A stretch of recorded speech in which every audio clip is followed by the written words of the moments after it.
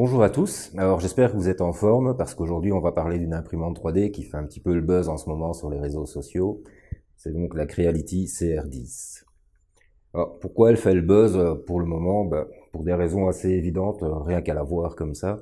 On a déjà un plateau d'impression de 30 cm par 30 cm, une hauteur d'impression de 40 cm, plateau chauffant, donc on va pouvoir imprimer avec différents types de matériaux.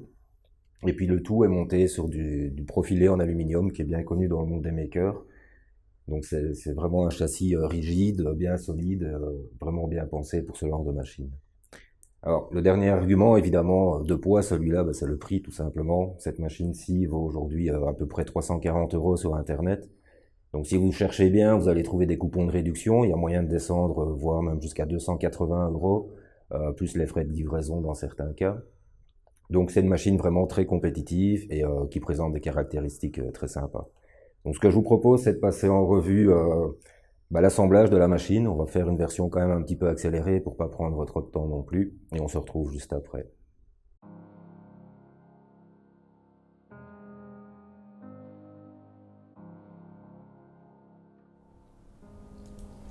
Allez, c'est parti pour une petite séance de déballage comme on les aime. Alors quand on ouvre la caisse en carton, on se rend très vite compte qu'il s'agit d'une machine qui n'est pas tout à fait en kit. Donc c'est un modèle qui a déjà été assemblé et testé en usine, ce qui va nous faciliter bien entendu la tâche. Donc on voit qu'on a plusieurs plateaux en espèce de mousse condensée.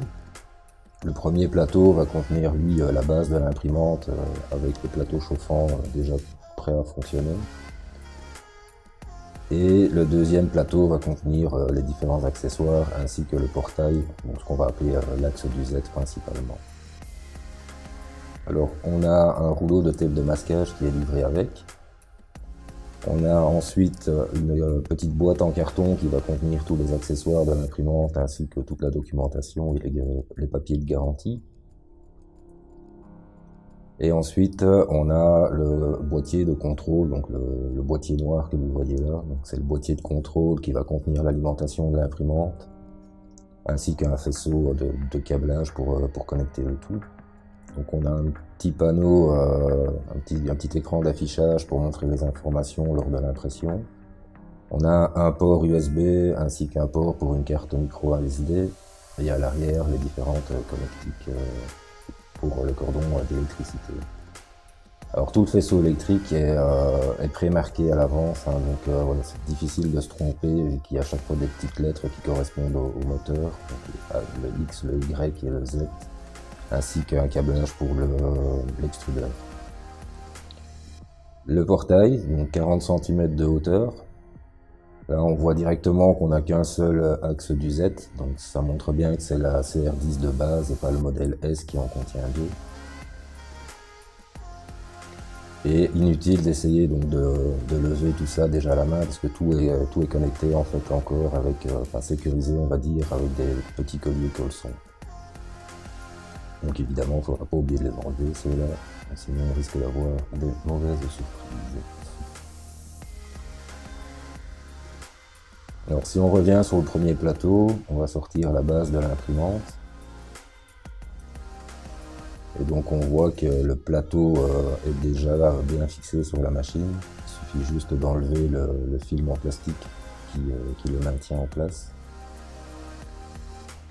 Donc ici on a sorti déjà tous les accessoires de la petite boîte en carton. Donc on voit qu'on a différents outils comme une pince coupante, mais aussi des clés Allen, ainsi que toute une série de visseries qui ne servent pas vraiment dans ce cas-ci, puisque ce sont plus des pièces de remplacement. On a un petit rouleau de filaments en PLA blanc aussi qui est livré avec, ainsi que câbles USB, etc., etc. Alors une fois que vous allez commencer l'assemblage de la machine, la première chose à faire c'est de vérifier que le plateau est bien fixe sur son axe. Vous allez voir que quand on bouge de gauche à droite, il y a un léger jeu. Et en fait, pour corriger ça, on va tout simplement retourner la machine et on va voir que le plateau est maintenu par 6 vis. Et parmi les 6 vis, il y en a 3 du même côté qui ont un boulon pour pouvoir régler le serrage. pas très compliqué, vérifiez-le. C'est pas dit que ce sera le cas chez vous, mais ça arrive sur quand même pas mal de machines. Vous voyez que ça va déjà beaucoup mieux comme ça.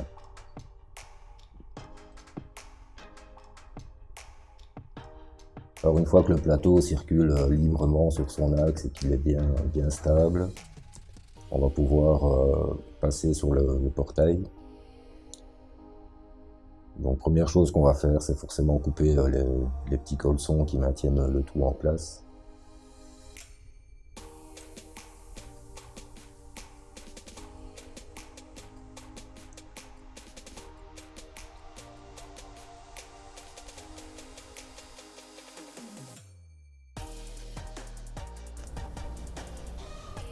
Donc là, vous voyez que l'axe Z n'est pas relié à son coupleur, donc n'oubliez pas évidemment de le reconnecter, mais on en parlera un petit peu après.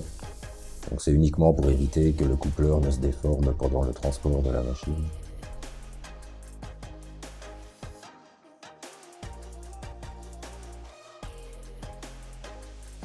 Ok, donc on s'assure bien que tout est en place et on va simplement déposer le portique sur sa base. Alors vous allez voir que ça tient quasiment tout seul grâce au moteur à droite là. Et nous allons ensuite le fixer à l'aide des 4 vis que vous voyez en bas de l'écran. Donc c'est pas très compliqué, il y a 2 vis de chaque côté. Donc n'oubliez pas de mettre la petite rondelle sur la vis avant de l'insérer dedans. Et vous verrez que c'est un châssis en aluminium, hein, donc vous avez quand même une certaine souplesse, un certain jeu. Mais assurez-vous que les vis rentrent bien directement dans leurs axes, ne forcez pas parce que sinon vous risquez de casser le pas de vis. Et vous répétez cette opération donc pour les 2 vis du haut, que vous resserrez bien entendu assez fort, et pour les 2 vis du bas par la suite. Donc il n'y a rien de vraiment chinois en fait dans le montage de cette machine, par la machine en elle-même qui est chinoise. Mais bref. Donc une fois que le portail est bien en place, on va utiliser les 2 petites pattes en métal que vous voyez ici, qui vont en fait tout simplement rigidifier la structure de la machine. C'est pas très compliqué non plus à placer, vous en avez une qui est relativement plate et une autre qui contient une butée de fin de course. Et vous allez tout simplement insérer les petits boulons à l'intérieur des rails en aluminium.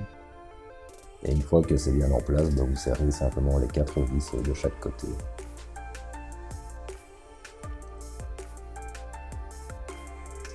Donc là aussi, c'est pas très compliqué à faire. Dans l'absolu, une bonne dizaine de vis à bien serrer et tout à jouer.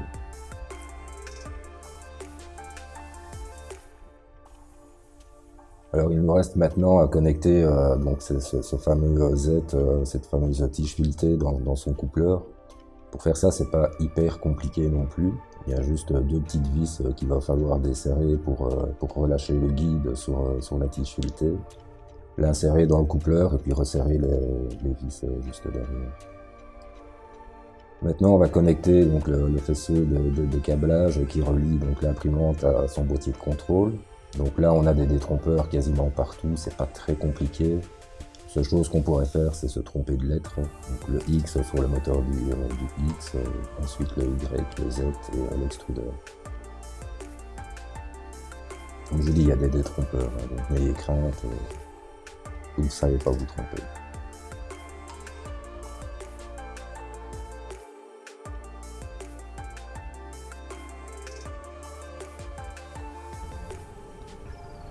Après, on va connecter donc les 2 gros câbles qui viennent de l'imprimante sur le boîtier de contrôle. Donc là aussi, on a des détrompeurs. Il suffit juste d'enficher les prises et de serrer le petit boulon qu'il y a au-dessus.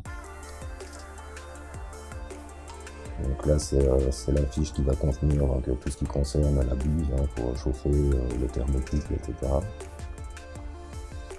Une fois que c'est en place, n'oubliez pas de connecter le tube PTFE, et puis surtout ce que je suis occupé à faire là, c'est à vérifier en passant que mon sélecteur de tension est bien sur 220 volts et pas 110. Donc on connecte bien son tube PTFE, il suffit juste de bien pousser fort dedans et ça passe tout seul.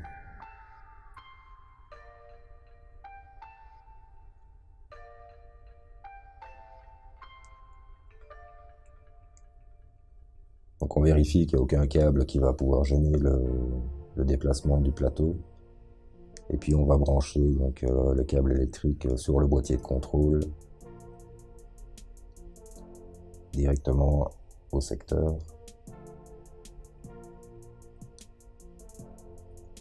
Et bon, dans notre cas, le petit switch pour mettre l'imprimante sous tension était déjà en position on, donc tout s'est allumé automatiquement. Et ce que vous pouvez faire pour vérifier que le montage s'est bien passé, c'est simplement naviguer dans le menu du boîtier de contrôle. Vous descendez sur l'option Prepare. Et là, vous avez un mode qui s'appelle Auto Home, qui va tout simplement ramener la tête d'impression à son point d'origine. Donc on voit que le X fonctionne relativement bien.